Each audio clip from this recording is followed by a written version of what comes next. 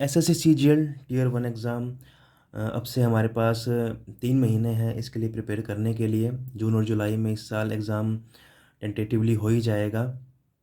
तो इस वीडियो में हम बात करने वाले हैं इंग्लिश की स्ट्रेटजी के लिए। इस वीडियो में मैं आपको 90 डेज़ फूल प्रूफ स्टडी प्लान देने वाला हूँ इंग्लिश के लिए, जिसको फॉलो करने के बाद आप टियर 1 में अबव 40 मार्क्स और टियर 2 में अबव 120 मार्क्स बहुत easily and guaranteed I would say assure कर सकते हैं, ले सकते हैं।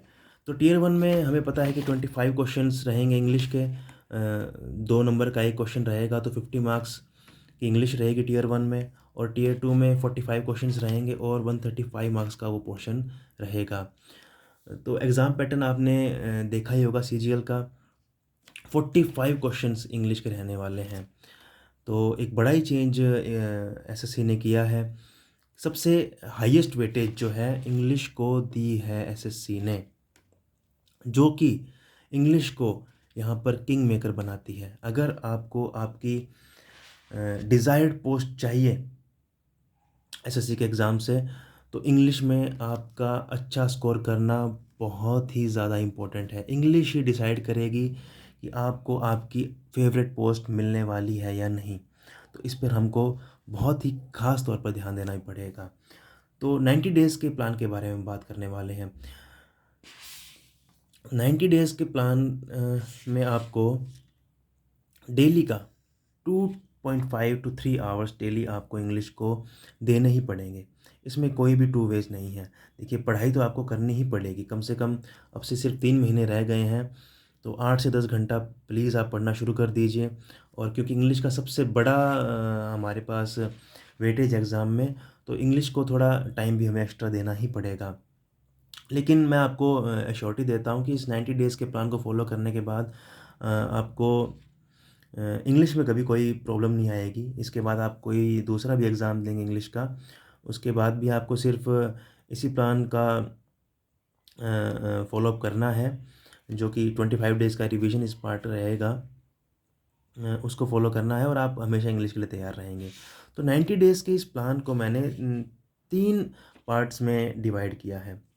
पहले 15 दिन फाउंडेशन के पार्ट रहेंगे हमारे, जिसमें हम हमारे इंग्लिश का फाउंडेशन रखेंगे।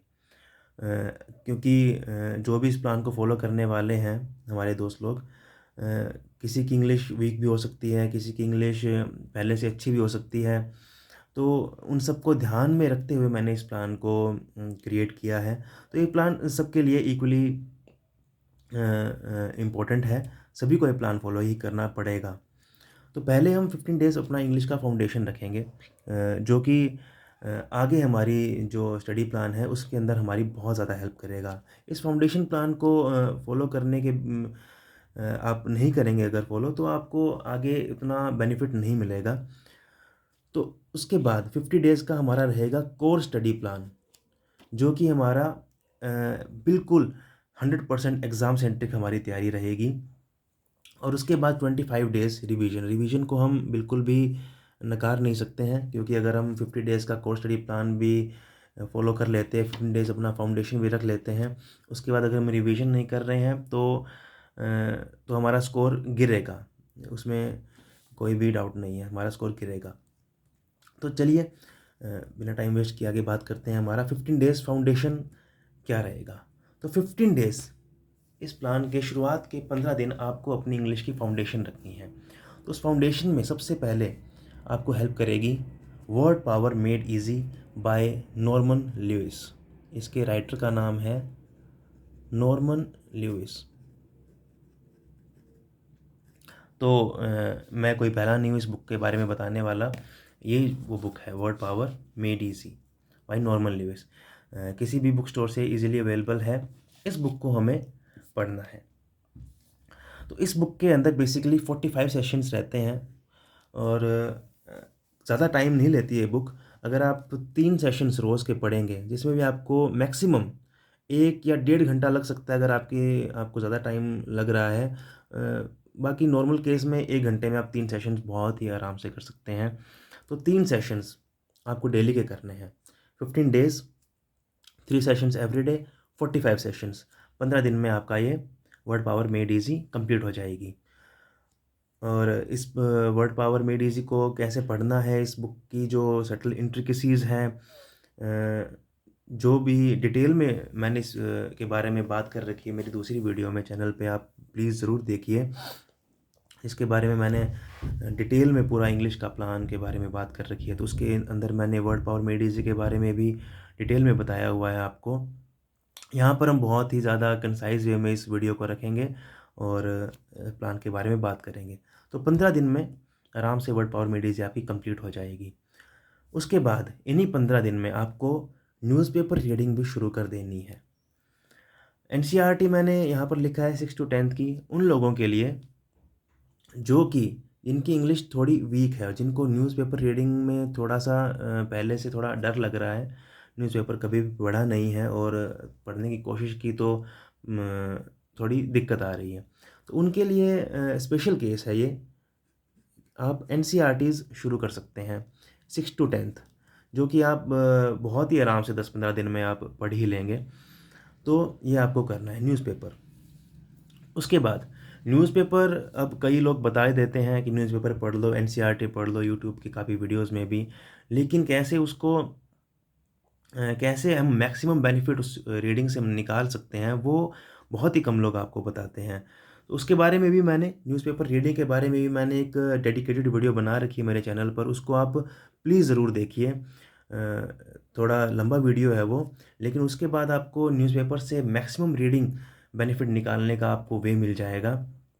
यहाँ पर हम दोबारा बता दूँ मैं, कंसाइज़ वे में हम रखेंगे इस वीडियो को। तो न्यूज़पेपर रीडिंग हमें कैसे करनी है? हमें डेली 1 घंटा हमें न्यूज़पेपर रीडिंग का निकालना ही होगा। 1 आवर, 1 टू 1.5 आवर्स हमको न्यूज़पेपर रीडिंग के लिए निकालना है। 1 घंटा आप कर सकते हैं, अगर आपको ज़्यादा इंटरेस्ट आ रहा है, ज़्यादा आपके पास थोड़ा टाइम है, 1.5 घंटा भी करिए, कितना भी ज़्यादा करिए, आपको बेनिफिट ही मिलेगा, कोई इसमें वो नहीं है। तो न्यूज़पेपर रीडिंग के साथ ही आपको 2 डिक्शनरीज़ अपने साथ रखनी है। पहली, एक डिजिटल डिक्शनरी जो कि है मरियम वेबस्टर्स डिक्शनरी। ये एक डिजिटल डिक्शनरी है, ये आपको प्ले स्टोर से मिल जाएगी, गूगल के। उसको अपने साथ आपको रखना है। जब आप सुबह विद रीडिंग, जब आप सुबह अखबार पढ़ रहे होंगे, तब जो वर्ड्स बीच में आएँगे आपको, जो कि जिनके मीनिंग आपको देखने पड़ेंगे, उन मीनिंग्स को देखने के लिए आप इस डिक्शनरी का इस्तेमाल करेंगे। ये डिक्शनरी इंग्लिश डिक्शनरी है, मतलब कि इंग्लिश में ही वर्ड होगा, इंग्लिश में ही उसका मीनिंग होगा। अगर किसी को दिक्कत आती है इंग्लिश टू इंग्लिश डिक्शनरी देखने में, तो आप कोई भी अपनी अच्छी डिक्शनरी आप यूज़ कर सकते हैं जिसके अंदर इंग्लिश टू हिंदी मीनिंग दे रखा हो। लेकिन जिसको भी जनरली आजकल लोगों को दिक्कत नहीं होती है, जिसको भी इंग्लिश टू इंग्लिश देखने में दिक्कत नहीं है, थोड़ा बहुत भी समझ में आता है, उनको मैं रेकमेंड यही करूँगा कि आप मरियम वेबस्टर डिक्शनरी का ही यूज़ कीजिए। विद रीडिंग 30 मिनट्स, अभी 30 मिनट्स क्या है? जब आप विद रीडिंग जो भी वर्ड आएगा मरियम वेबस्टर से आप देखेंगे, उसके बाद जितने भी वर्ड आपने रीडिंग के दौरान देखे, उस डिक्शनरी के अंदर एक हिस्ट्री बन जाएगी। जितने भी वर्ड आप देखेंगे, उसके अंदर एक हिस्ट्री बनती जाएगी वर्ड्स की। उसके बाद जब आप 1 घंटा आप न्यूज़पेपर पढ़ लेंगे, अपना टाइम दे देंगे उसको, उसके बाद 30 मिनट्स आपको उन वर्ड्स को डिटेल में देखना है। क्योंकि जब हम न्यूज़पेपर पढ़ रहे होंगे, तब हम हर एक वर्ड पर अटक नहीं जाएंगे कि एक वर्ड आ गया, मुझे इसका मीनिंग नहीं पता है, तो मैं डिटेल में उस वर्ड को देखने लग जाऊं, क्या है, उसको मेमोराइज़ करने लग जाऊं। वो बिल्कुल भी नहीं करना है। मेमोराइज़ करने की कोशिश तो बिल्कुल भी हमें नहीं करनी है। Do not ever try to memorise any word, वो कोई भी तरीका नहीं है। मैं आपको बता ही रहा हूँ कि इन चीज़ों के बारे में मैंने अपनी दूसरी वीडियोस में ज़्यादा डिटेल में बातें करी है, जिसमें मैंने 6 मंथ्स प्लान के बारे में मैंने बात की दूसरी वीडियो में। उसके अंदर मैंने पूरा डिटेल में इन चीज़ों के बारे में बता रखा है, और न्यूज़पेपर रीडिंग के बारे में जो वीडियो है उसके बारे में मैंने डिटेल में बता रखा है। तो मेमोराइज़ आपको किसी भी वर्ड को नहीं करना है। जब आप रीडिंग कर रहे होंगे, तब जो वर्ड आया आपने फटाफट से इस डिजिटल डिक्शनरी से देखा, मरियम वेबस्टर से, और आप अपना रीडिंग कंटिन्यू रखेंगे, एक फ्लो में रखेंगे।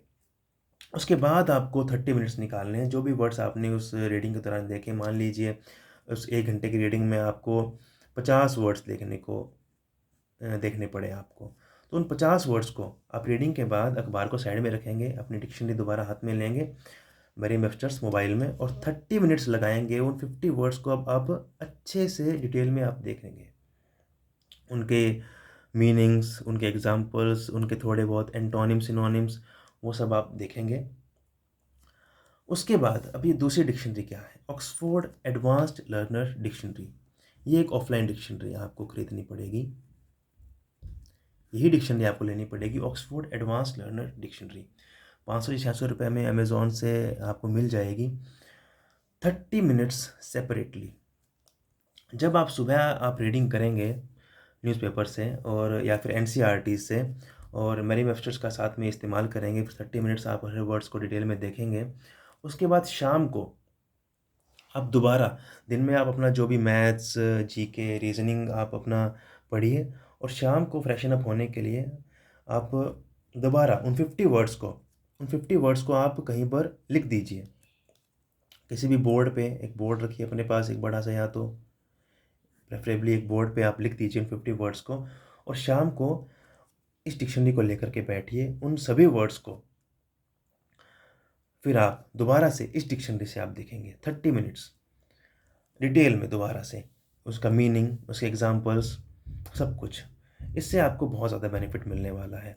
इस फाउंडेशन प्लान को वर्ड पावर मेडिज़ आप पहले पढ़ रहे होंगे, तो उससे भी आपका वोकैब काफ़ी इम्प्रूव हो रहा होगा।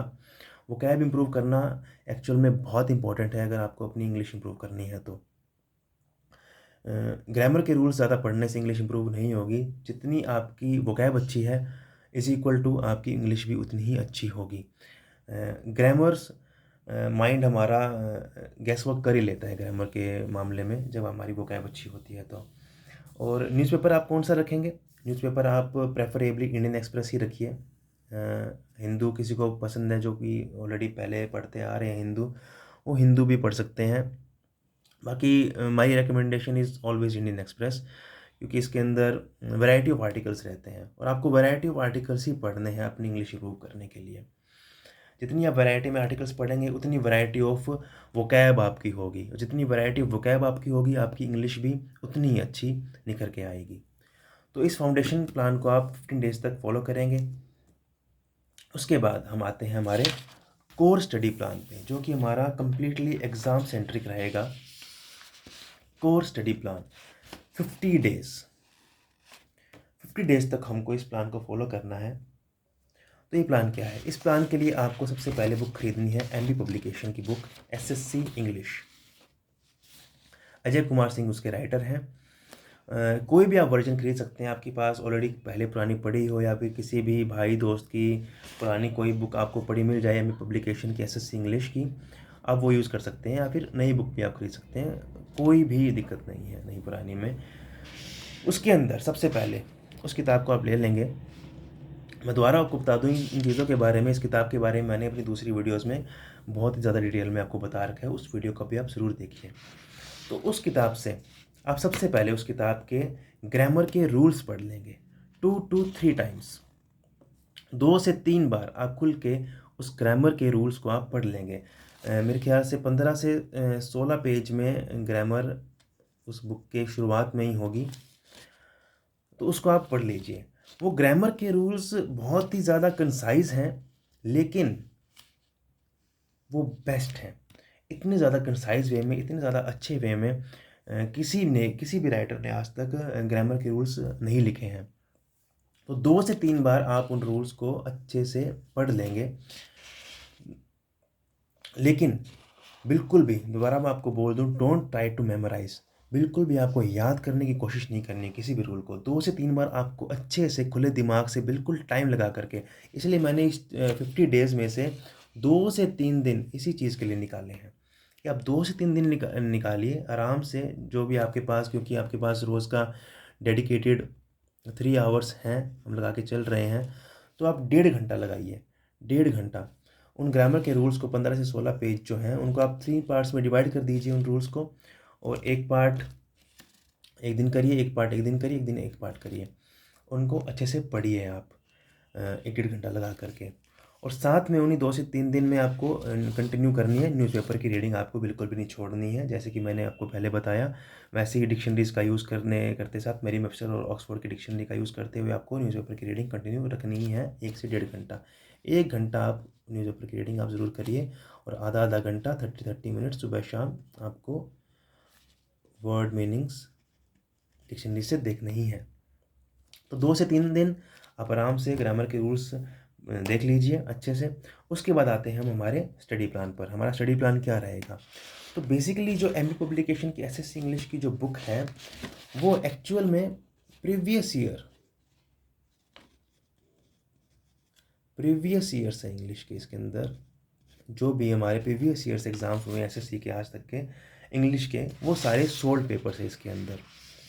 उसके ऊपर हमें आना है, उस सोल्ड पेपर्स को करना है हमें।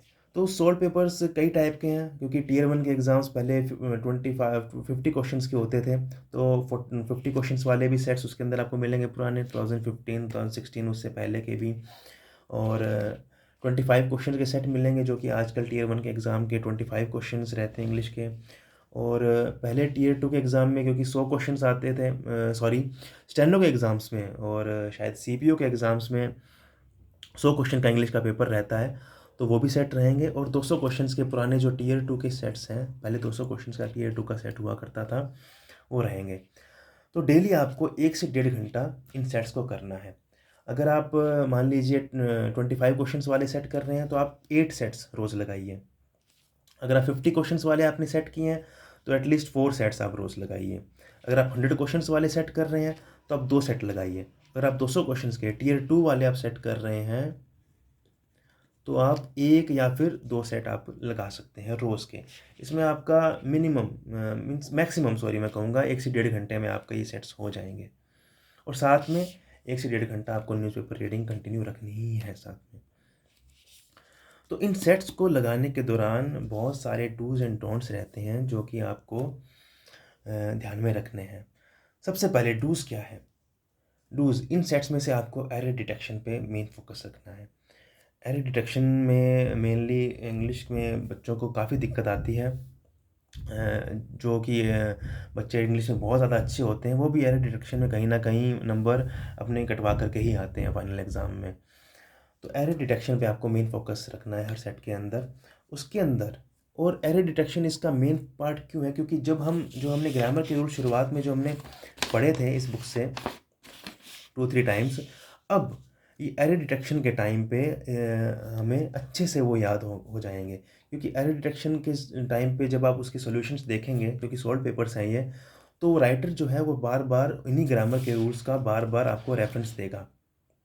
तो बार-बार आप उन्हीं ग्रामर के रूल्स को आप बार-बार देखेंगे, जितनी बार एक रूल का ज़िक्र आएगा, उसके उतनी बार आपको उस ग्रामर के रूल को रेफ़र करना पड़ेगा। और तो धीरे-धीरे 3, 4, 5 बार आप एक ही तरह के रूल को देख लेंगे, तो आपको वो रूल याद हो ही जाएगा। आपको समझ में आ जाएगा कि वो रूल किस बारे में है।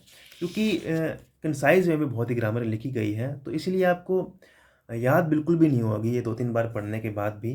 सिर्फ़ आपको समझ में आ जाएगा एक बार के लिए कि क्या कहना चाह रहा है राइटर, और क्लियर हो जाएगा जब आप एरर डिटेक्शन के क्वेश्चंस करेंगे और बार-बार रेफ़र करेंगे ग्रामर के रूल्स को, तब आपको बिल्कुल क्लियर हो जाएँगे। उसके बाद आपको क्या करना है, वन वर्ड सब्स्टिट्यूशन के सारे क्वेश्चंस करने हैं। इम्प्रूवमेंट के सेंटेंसेस जो आते हैं फिल द ब्लैंक्स वाले, उनको आपको करना है। स्पेलिंग्स वाले क्वेश्चंस जो होते हैं, इनकरेक्ट करेक्ट स्पेलिंग्स वाले, वो क्वेश्चंस आपको करने हैं। सिनोनिम एंटोनिम्स वाले क्वेश्चंस आपको करने हैं उन सेट्स में। इडियम फ्रेजेस सारे करने हैं आपको। और जब सॉल्यूशंस हर सॉल्यूशंस के बाद, हर एग्ज़ाम के सॉल्यूशंस के बाद उस राइटर ने उस एग्ज़ाम में जितने भी टफ वर्ड मीनिंग्स आए हैं, उन सब के वर्ड मीनिंग्स आपको दे रखे हैं वर्ड्स के, और बहुत ही अच्छे से हिंदी में मीनिंग दे रखा है, तो सबको समझ में आएगा। तो एक बात ये भी बता दूं कि जो एमी पब्लिकेशन की बुक है वो एंग्लो हिंदी में लिखी गई है। एंग्लो हिंदी में है ये बुक, मतलब कि जहाँ पर इंग्लिश का यूज़ आता है वहाँ इंग्लिश में लिखा गया, और जहाँ पर हिंदी का यूज़ आता है वहाँ पर हिंदी में लिखा गया है। तो किसी को भी ये समझने की ज़रूरत बिल्कुल भी नहीं है कि ये आधी इंग्लिश में आधी हिंदी में, तो हमारी तो इंग्लिश बहुत अच्छी है तो हम इस बुक को नहीं पढ़ेंगे, हम तो कम्प्लीटली जो इंग्लिश में लिखी गई उस बुक को पढ़ेंगे। ऐसा बिल्कुल भी आप गलती मत कीजिए। ये बुक एग्ज़ाम में एसएससी के लिए, इंग्लिश के लिए, पोर्शन के लिए सबसे बेस्ट बुक है। इसी बुक को आपको पढ़ना है, चाहे आप इंग्लिश कितनी भी अच्छी हो, चाहे आप इंग्लिश कितनी भी वीक क्यों ना हो। तो वर्ड मीनिंग, हिंदी मीनिंग्स इस बुक के अंदर बहुत अच्छे से दिए गए हैं। उन मीनिंग्स को भी आप ज़रूर देखिए। और इन डूज़ को, इस सब पोर्शन को करते टाइम आपको हर स्पेशल थिंग को मार्क करते हुए चलना है। जो भी चीज़ आपको स्पेशल लगे, जो कि क्योंकि यही बुक हमारी आगे जाकर हमारे नोट्स, यही बुक हमारे नोट्स होगी। अलग से आपको इंग्लिश के नोट्स बिल्कुल भी नहीं बनाने हैं। यही बुक हमारे नोट्स होगी। इसी बुक के अंदर आप जो भी इम्पोर्टेंट चीज़ आए, जो कि आपको लगे कि बाद में मुझे ज़रूर रिवाइज़ करना चाहिए रिवीजन के टाइम पर, उसको आप मार्क करते हुए चलिए। एरर डिटेक्शन के वर्ड्स भी, वन वर्ड्स भी, इंप्रूवमेंट वाले sentence, spellings, synonyms, idioms, word meaning, सब कुछ आप करते हुए चलिए। उसके बाद करना क्या नहीं है, इन सेट्स में आपको पैसेज रीडिंग वाले क्वेश्चन आपको अटेम्प्ट नहीं करने। आपको सेंटेंस अरेंजमेंट, जो पीक्यूआरएस वाले क्वेश्चन है, वो अटेम्प्ट नहीं करने। क्लोज टेस्ट के जो क्वेश्चन होते हैं वो आपको अटेम्प्ट नहीं करने हैं। वॉइस और नरेशन के क्वेश्चंस भी आपको अटेम्प्ट नहीं करने। क्यों? क्योंकि पैसेज रीडिंग, सेंटेंस अरेंजमेंट और क्लोज टेस्ट, ये जो हम लोग जो न्यूज़पेपर जो रोज़ रीड कर रहे हैं, उसी से हमारा कवर हो जाएगा। ये चीज़ मैं आपको बिल्कुल क्लियर कर देता हूँ कि इन चीज़ों को, passage, sentence arrangement, cloze test को करने का कोई भी तरीका नहीं है, कोई भी ट्रिक नहीं है चीज़ों की। अगर आपकी रीडिंग अच्छी नहीं है तो इन चीज़ों में आप हमेशा फंसेंगे। अगर आपकी रीडिंग अच्छी है तो आपको बिल्कुल भी प्रैक्टिस करने की ज़रूरत नहीं है। आपकी रीडिंग अच्छी है तो आप बिल्कुल अच्छा स्कोर करके आएंगे इन चीज़ों में। तो इन चीज़ों में बिल्कुल भी अपना टाइम वेस्ट मत कीजिए। इन चीज़ों को आप सेट से हटा देंगे तो इन सेट्स में को करने में आपको टाइम भी बहुत ज़्यादा कम लगेगा। और वॉइस और नरेशन जो है, बहुत ईजी पार्ट होते हैं। ये भी हम आगे जब 50 डेज़ कोर प्लान जब हम पूरा कर लेंगे अपना, उसके बाद हम आराम से कवर कर लेंगे। बहुत ही ईज़ी पार्ट होता है वॉइस नरेशन का। तो वॉइस नरेशन क्वेश्चन भी आपको इन सेट्स में लगाते टाइम पे नहीं करने हैं। तो ऐसे आपको इन सेट्स को कवर करना है। एक चीज़ मैं ये भी बता दूं कि मैंने इस बुक में सिर्फ आपको ग्रामर के रूल्स पढ़ने के लिए कहा गया है। इसके बाद ग्रामर रूल्स शुरू होने के बाद इस बुक के अंदर काफ़ी कुछ बहुत सारे वर्ड्स के मीनिंग्स दे रखे हैं, वन वर्ड्स दे रखे हैं, स्पेशल वर्ड्स दे रखे हैं, इडियम्स की बहुत बड़ी लिस्ट दे रखी है। वो सब आपको बिल्कुल भी नहीं करनी है। आपको सिर्फ ग्रामर के रूल्स ही पढ़ने हैं और सीधा आपको सेट्स लगाने पर आ जाना है और इन डूज और डोंट्स का ध्यान रखना है। उसके बाद चलिए, और न्यूज़पेपर रीडिंग हमको करनी है कंटिन्यू 50 दिन तक। इस 50 दिन को फॉलो करने के बाद आपकी इंग्लिश ऑलमोस्ट 80% आपकी इंग्लिश तैयार हो चुकी होगी। आप बहुत अच्छे, आपकी इंग्लिश बन चुकी होगी उस टाइम तक। उसके बाद हम आते हैं रिवीजन पार्ट पे। हमारे लास्ट के 25 डेज़, अब रिवाइज कैसे करना है। अब रिवीजन का पार्ट भी मैंने 3 पार्ट में डिवाइड कर दिया है। 10 से 12 दिन का पहला पार्ट, 8 से 10 दिन का दूसरा पार्ट, और लास्ट के जब हमारा एग्ज़ाम होने वाला होगा तो वो लास्ट के फाइनल 5 डेज़ में क्या करना है। तो 50 डेज़ का प्लान फॉलो जब हमने कर लिया, हमने सारे सेट्स लगा लिए हैं अच्छे से, उसके बाद अब हमको रिवीजन करनी है। सबसे पहले 10 से 12 दिन आपको क्या करना है, जो भी आपने, जो कि मैंने आपको बोला था कि आपको हर चीज़ को मार्क करते हुए चलना है, हर स्पेशल थिंग को, उनको जो हमने मार्क कर दिया वो हमारे नोट्स अब बन चुके हैं। जैसा कि मैंने आपको बोला, हमारे नोट्स, अब यही बुक हमारी नोट्स होगी। बहुत सारी चीज़ें, बहुत सारे लोग रखते हैं कि हर चीज़ के नोट्स बना बना के रखते हैं। वो गलती बिल्कुल मत कीजिए। अपना सोर्स ऑफ कंटेंट बिल्कुल कंसाइज रखिए, छोटा रखिए, हैंडी रखिए। तो उसी बुक से जब हमने मार्क्ड जो करी थी थिंग्स, उन्हीं चीज़ को अब हमको, उन सब सेट्स को हमको रिवाइज़ करना है। 10 से 12 दिन में उन सभी सेट्स को हमको एक बार रिवाइज़ कर देना है। क्योंकि पहली बार अगर हमको ज़्यादा टाइम लगा तो रिवाइज़ करते टाइम हमको बहुत कम टाइम लगने वाला है, क्योंकि हम स्पेशल थिंग्स को ही मार्क करने वाले हैं। पूरे सेट्स हमको दोबारा नहीं करने हैं। उसके बाद वॉइस नरेशन, जो कि मैंने आपको बोला, वॉइस नरेशन कैसे कवर करनी है। वॉइस नरेशन के लिए सबसे पहले हम ग्रामर के रूल्स हमने पढ़े थे, 15 से 16 पेज के जो रूल्स थे ग्रामर के, उनके बाद डायरेक्ट बाद आपको वॉइस नरेशन के रूल्स मिलेंगे उसी बुक में। एक एक पेज के रूल्स होंगे, उनको आप पढ़ लीजिए रूल्स को अच्छे से। उसके बाद इसी बुक में टियर 2 के जो सेट्स होंगे, उसके अंदर 20-20 क्वेश्चंस के आपको सेट मिल जाएंगे, 20-20 क्वेश्चन के पार्ट मिल जाएंगे वॉइस नरेशन के। वॉइस के क्वेश्चन 20 और नरेशन के क्वेश्चन 20।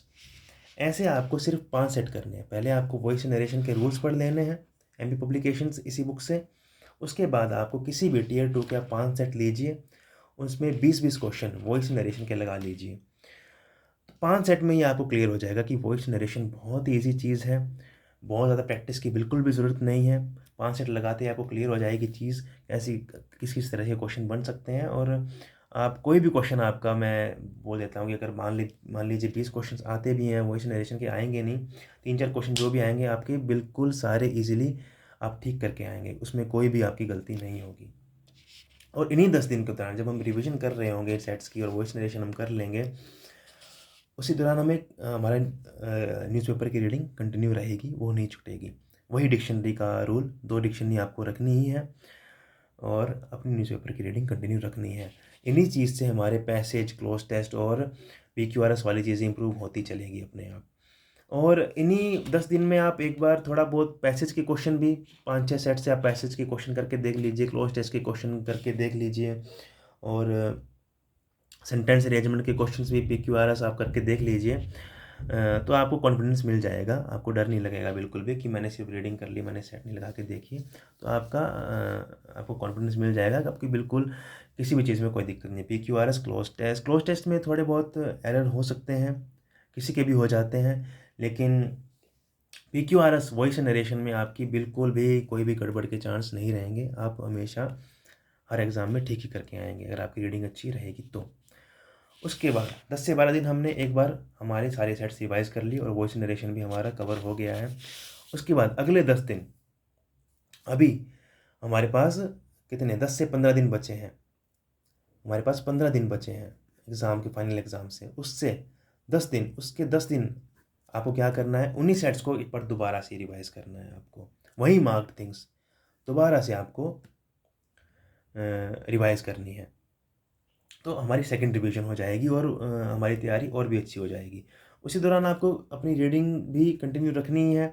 थोड़ा टाइम आप घटा सकते हैं, जैसे कि शाम को 30 मिनट्स जो आप अलग से डिक्शनरी का यूज़ कर रहे थे, उसको आप रिड्यूस कर दीजिए, उसको आप छोड़ दीजिए।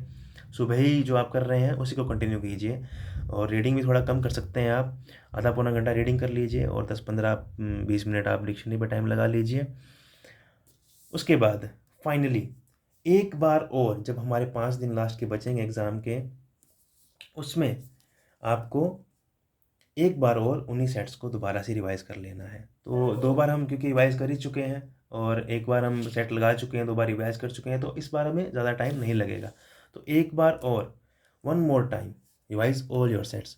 और इन्हीं 5 दिनों में आप न्यूज़पेपर की रीडिंग आप स्टॉप कर सकते हैं। और क्योंकि उस टाइम पे काफ़ी प्रेशर होगा आपके ऊपर, तो आप मैथ, जीके उन सब पे भी आप अपना टाइम लगाइए।